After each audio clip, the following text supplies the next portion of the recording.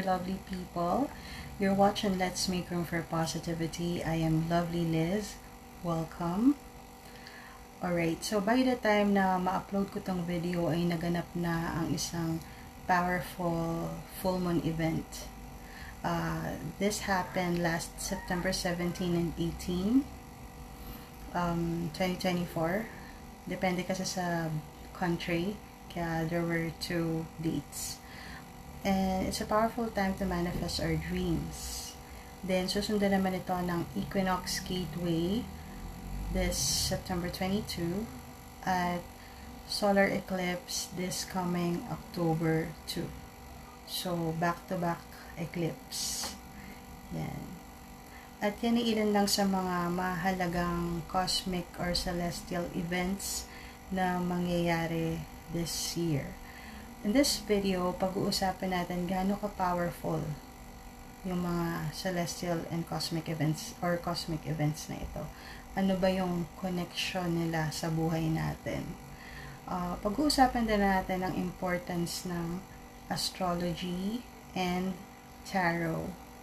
So, I believe medyo mahaba na naman tong video na to. By the way, if you're open to possibilities and changes, this channel is for you.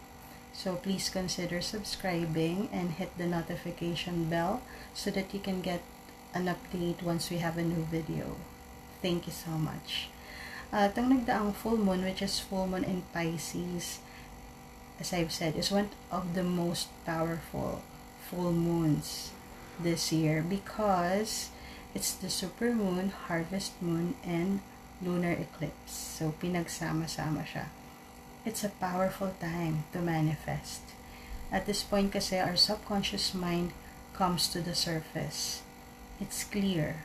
So, it's easy to program. This is the best time to rewire or reprogram our minds. Kaya magandang magtanim ng seeds for manifestation. And it's also time to face unresolved issues, reflect and ask yourself about the lesson you can get from those challenges or situations that you're in. Yan. So, it's also time to know what are the things, whether in person or relationship, that no longer serves you so that you can release it. Yan. Dapat mong alamin ano ba yung mga bagay na dapat ko nang burahin or alisin sa buhay ko kasi hindi naman nakakabuti sa akin. Yan.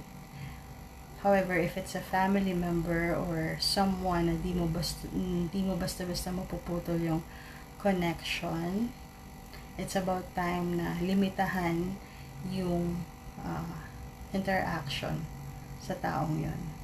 Kung yung taong yun naman ay negative energy yung binibigay sa'yo, set boundaries. Don't be too hard on yourself. It's about time to be good to yourself. Have a good relationship with yourself. Keep in mind that self-love is a must. Yan. Ang full moon this September ay magandang spiritual cleansing. Inaalis ng buwan ang mga hindi na nararapat sa iyong kaisipan. Karamihan nagkaroon ng flashback from the past. Kasi it's time to reflect and to heal. To remember who they really are. Yun. Tapos yung iba naman nakaramdam ng intense emotions coming from the moon. Naging emotional.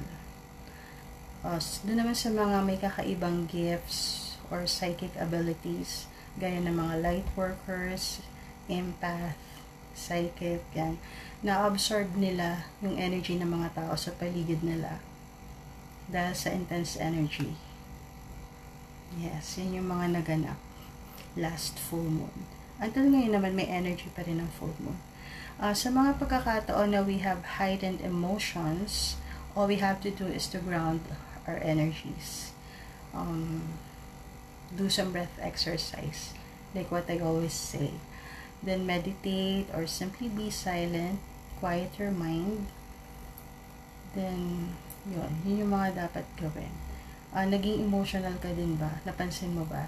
these past few days? Or, ano yung naging effect sa'yo ng full moon? Naramdaman mo ba? Yan, you can share sa comment section. It is not actually you, it's the energy. Yan. Isa sa mga kahalagahan ng cosmic event ay ang manifestation. Siya nga pala, I'll make a separate video kung paano tayo mag-affirm para sa ating manifestation. Pero isisingit ko na rin sa video na to real quick para sa mga hindi familiar sa manifestation. Kasi nga, ngayon masaya mag-manifest. Sunod-sunod yung cosmic events. When you manifest, say affirmations, say words in present tense. Kasi di ba nga si subconscious mind, wala siyang idea ng past and future. Lahat sa kanya nangyayari sa present. So, pag gumamit ka ng words na sana, like sana mabili ko na yung dream car ko, it will remain sana. Mananatiling sana lang yun. So, the proper way to say it is ganito. Thank you, I now have a car that suits me. Or, thank you, I now have a car that suits me and my family's needs. Ganon. Kumbaga, nag-thank you ka na kasi nasa sayo na yung dream car mo. Ganon yun. Kasi once you match the frequency of your desire, the universe, siya yung bahalang gumawa ng paraan para maging totoo yung car na minimithi mo. Yun.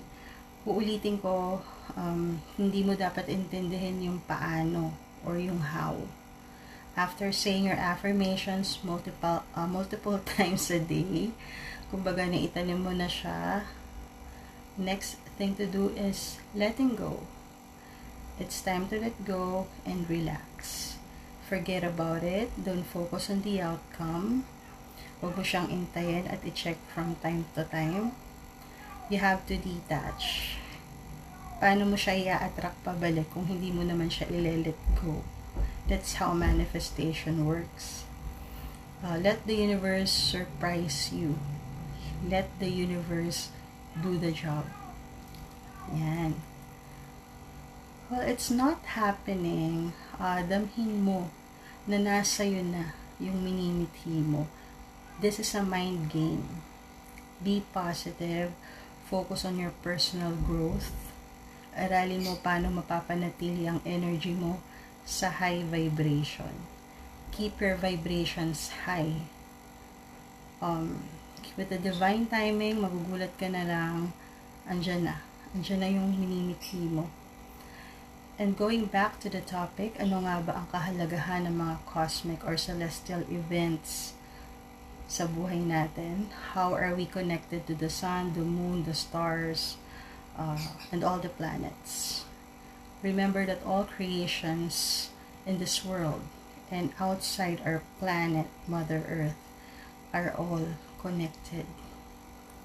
Malaki ang impluwensya ng posisyon ng mga planets, stars, moon, and sun sa mga nangyayari sa atin.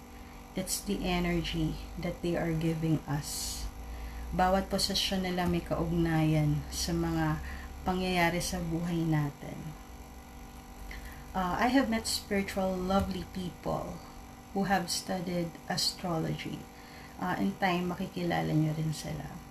Let me clarify that I'm talking about Western astrology, not Chinese astrology. Meron silang difference. Western is using zodiac signs like Leo, may zodiac sign, Virgo, Aries, Taurus, etc. Then Chinese naman is using animal signs like year of the horse, year of the dragon, year of the monkey, yan, and so on. Alright, so dito na rin pumapasok ang tarot. When I was young, I was scared of tarot. Sabi ko, never ako magpapa-tarot reading. Kasi paano kung lumabas yung death card, yung devil card? Kasi naman, diba, napapanood lang natin yung tarot cards sa horror movies. Tapos, pag lumabas yung death card, may natitegi sa story. Tapos, pag naman devil, literally na evil talaga yung lumalabas. So, ayun, natatawa lang ako pag naaalala ko. I realized na sobra yung ignorance na meron tayo about tarot. Death card is about an end of something in your life. It can be relationship or things that no longer serve you, and the beginning of something new. Kumbaga, pag may nagtapos na chapter, may mag-uumpisang chapter sa buhay mo. Yun ang ibig sabihin ng death card. Devil card naman is about challenges that you're going through. So, it's not really scary. Hindi totoo yung sa horror movies, lovely people. Tapos, sabi pa na tarot is something evil. Pero ang lahat ng yon ay very opposite of what I learned and experienced about tarot. As usual, marami tayong belief na opposite sa katotohanan. No offense meant. Pero, it's for you to find out the truth. Anyway, kaya ako nabanggit ang tarot. Mostly tarot readers that I know understand astrology. They understand these cosmic events. Aside from mindset coaches, spiritual coaches, tarot readers are also guides once you walk through a spiritual path. They will guide you using tarot cards based on your zodiac signs. These tarot readers are also messengers because they are spiritual beings who connect to the spirits or to your spirit guides, your guardian angels, archangels, and even your ancestors, para ipaalam sa atin kung meron mang message for us coming from the spiritual realm. Meron din silang mga gifts. Some of them are channeling, some are doing mediumship. Yan. Tarot reading gives us guidance and confirmation. Kung may mga tanong tayo sa isip natin, kayang sagutin niya ng tarot cards. In my own experience, I don't have to ask verbally. Whatever questions I have in mind, these cards know. The cards will answer, or the cards will confirm. That's how it works. These tarot readers that I know are coming from the US, Canada, and the United Kingdom. I know a lot. Pero wala pong Pinoy. Hindi po ako aligned sa mga Pinoy tarot readers in our country for some reason. I tried to listen, pero di ko po sila maramdaman. Sorry. I don't mean anything not good about them, ha? I don't mean anything bad about them. Hindi ko lang talaga sila maramdaman. Baka hindi lang kami match ng vibration or simply our energies are not in the same alignment. Yan, hindi kami aligned. These tarot readers from other countries that I know are also light workers. They have pure hearts. They are spreading light on earth. They are kind and they possess positive energy. Even if the card is negative, they will tell you about it in a way that is so light and so positive. Kaya hindi ka matatakot or kakabahan. Because they look at those negative energies as challenges. Then right after telling you the challenge, they will give you advice that will help you overcome the challenge. I am also grateful to these tarot readers. I consider them as my soul family. Another celestial events na importante sa buong taon ito, medyo natatawa rin ako dito.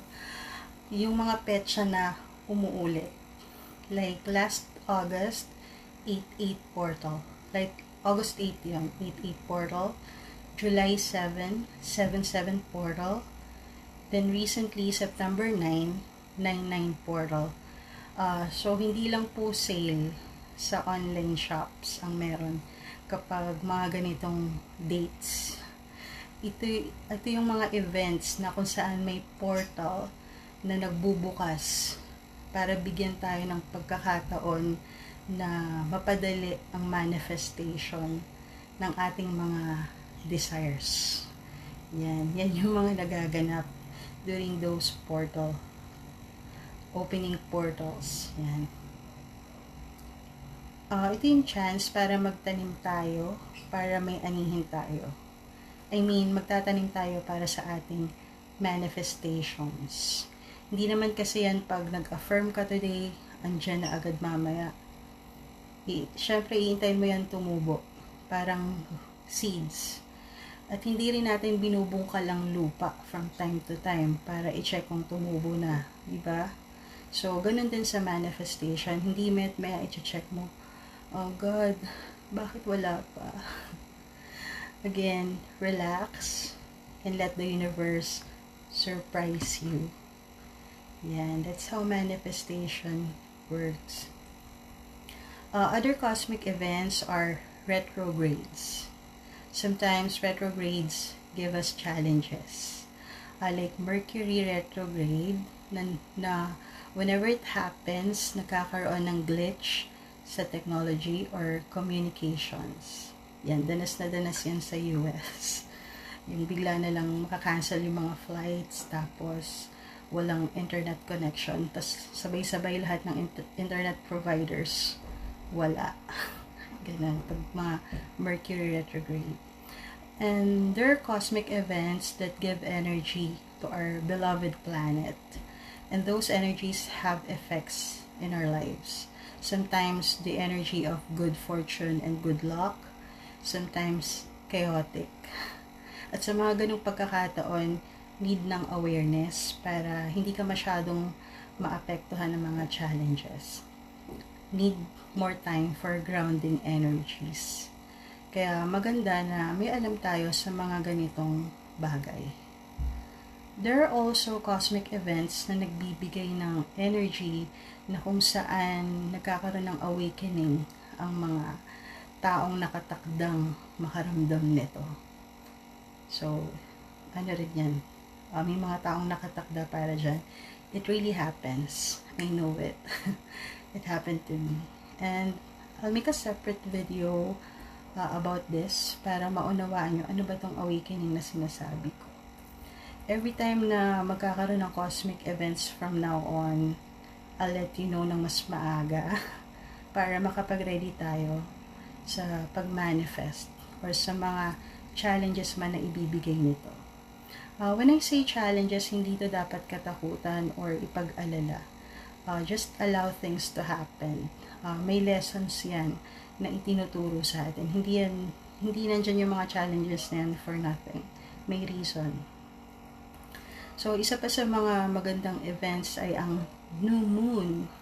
Just like full moon. Yan. New moon and full moon. Special events din yan. Maganda rin mag-start ng manifestation during new moon. It's perfect time for new beginnings. Like starting a business, moving to a new place, start a new job. Yan. Things like that. So, importante at maganda rin ang new moon. Yan. Kung nakarating ka sa puntong ito ng video, maraming salamat. If you like this video, please hit the like button para makarating din siya sa iba na need malaman tong mga bagay na to. And also, again, please consider subscribing and hit the notification bell so that you can get an update once we have a new video. Once again, I am Liz, sending you my love and light.